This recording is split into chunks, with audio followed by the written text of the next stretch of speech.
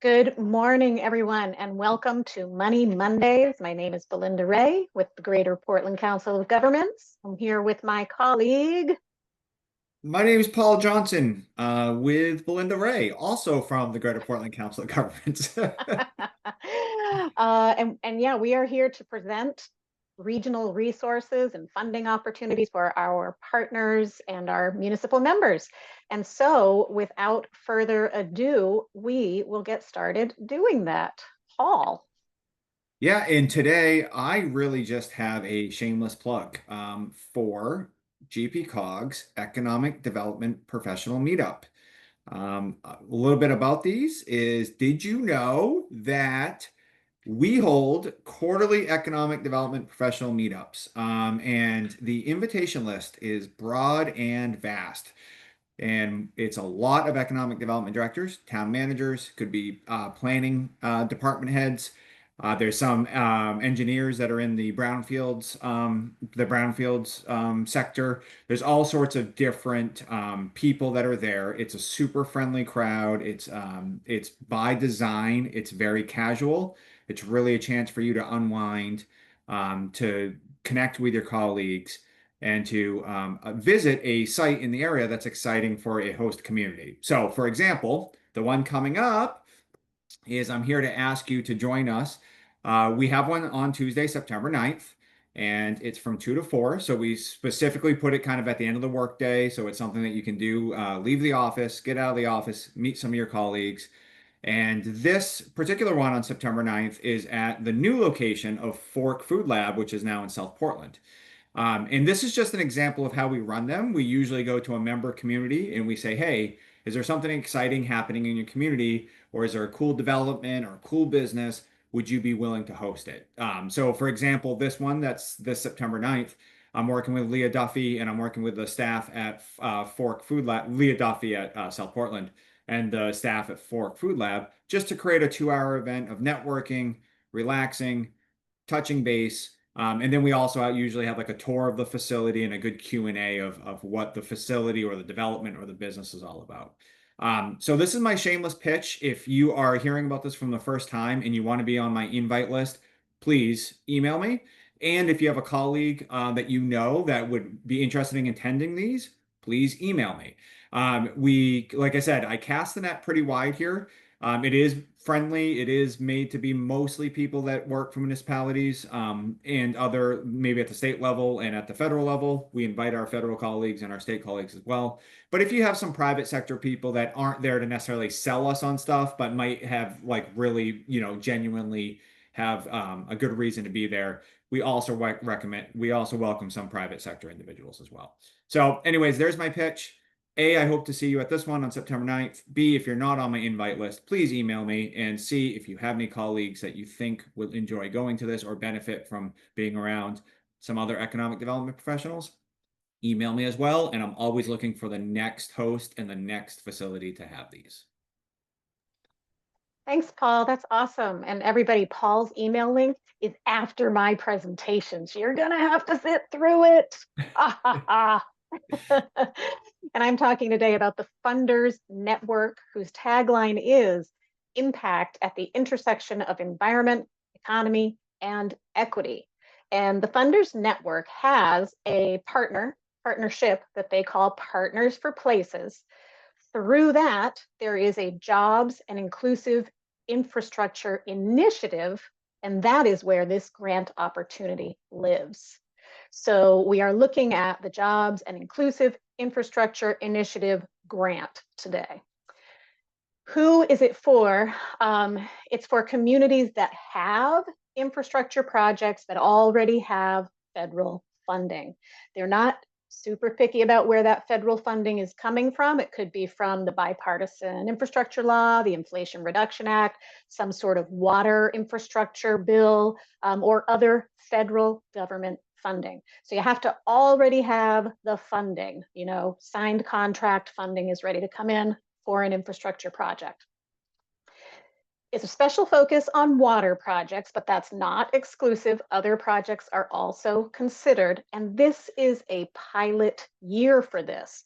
So they've just put this into place, and they're really reacting to new policies in the administration that might have taken out some of the things that focus on community involvement, or giving funds to make sure community involvement is robust. And they just are trying to make sure that people have that funding to involve the community and get maximum community benefit out of these infrastructure funds. So they're trying to figure it out. They're open to a lot of things. If you have questions of if your project qualifies, definitely call and ask, because this is the first year and they're looking to figure it out and expand it going forward.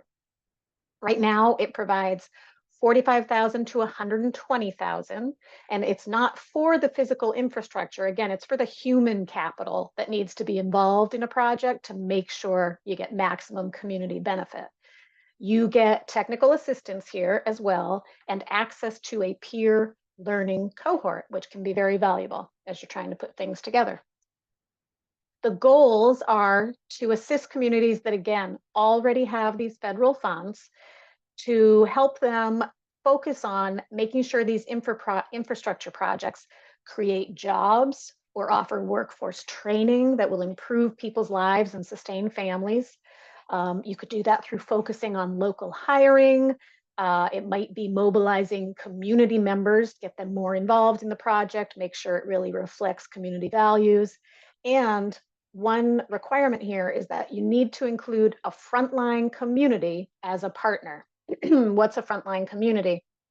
These are the communities that we see experience the effects of climate hazards and severe weather more often or more deeply than other people. And this is often because of where they're located or because of their socioeconomic situation. More requirements are that, again, it has to be tied to federal funding. You have to incorporate some kind of economic inclusion strategies, and that could be around procurement, making sure that procurement is open to everybody, that lots of different people are encouraged to apply, to bid on things, including some kind of job training or placement or apprenticeships, anything else that's aimed at helping with economic mobility, really helping people to get in a better position, get jobs, keep families together and healthy.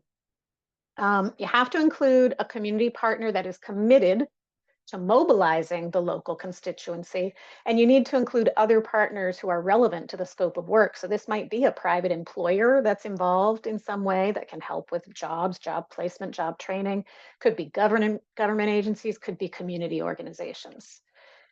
Eligibility, you have to have a 501c3 as the lead applicant. That has to be the person receiving the funds. So you have to have a 501c3 getting the funds.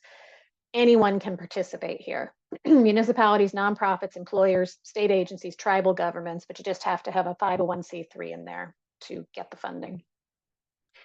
You also have to identify a 50% cash match from at least one place-based funder. In some instances, that can be in-kind support, but for most of them, it does need to be a cash match.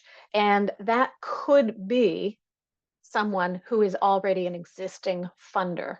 If you have a foundation that's providing part of funds for something that you're doing and they're okay with using that funding as a match, then you can do that.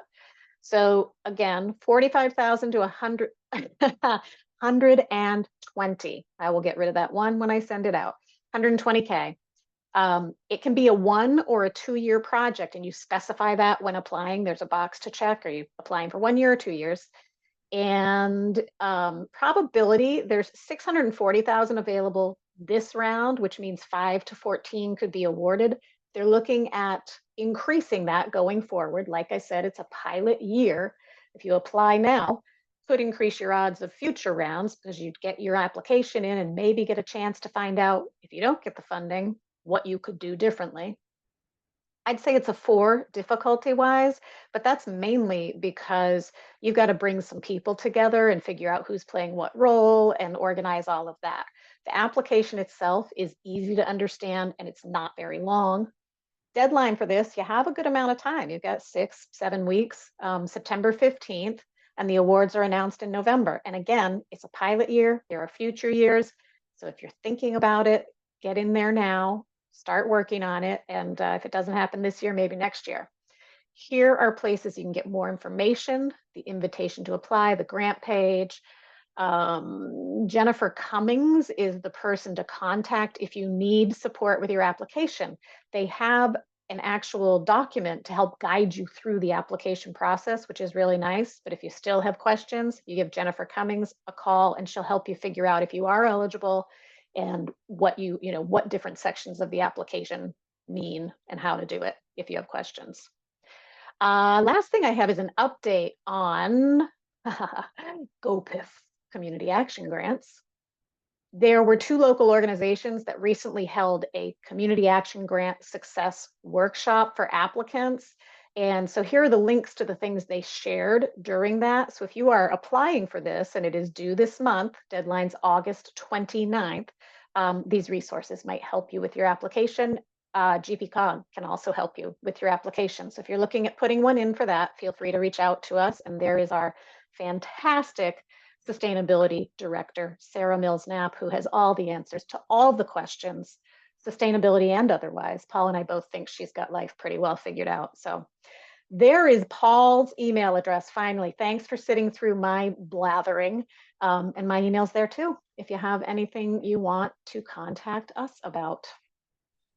That is all I have today, Mr. Johnson. Me too. Anne, I just sent you the invite, so I think you have the invite, and thank you for such a quick response. So with that, we will see you all next Monday. We'll see you all next Monday, I know, I can't say where it where anymore we're either. going to talk about Monday. So with The that, first day of the week is Sunday, the second day of the week is right. money. Yeah. All See you, everybody. right, bye. Have a good week. Happy August. Bye.